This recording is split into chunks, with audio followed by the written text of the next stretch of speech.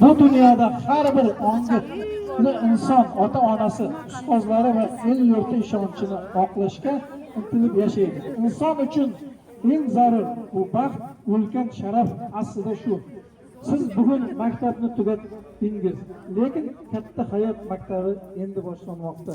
Men sizlarga ana shunday tengsiz baxt, yuksak saodat egasi bo'lishingizni tilayman.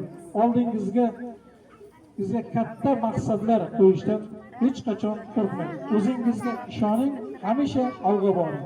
Doimo o'zgarishlar, islohotlar ruhi bilan yashaydigan avlod bo'ling. Shu yo'ldagi ilk qadamlaringiz qutlug' va barakotli bo'lsin. Barchangizga baxt va omad hamisha yor bo'lsin aziz farzandlarim.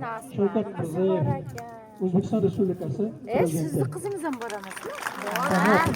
Nima qilib siz yo'qqa bormaysiz? Yaxshimisiz kelyapsiz? Ish yo'qmi? To'ylar bilan qimizlaringizdan keldik. Kecha qo'l bo'lib kelganmiz bugunda.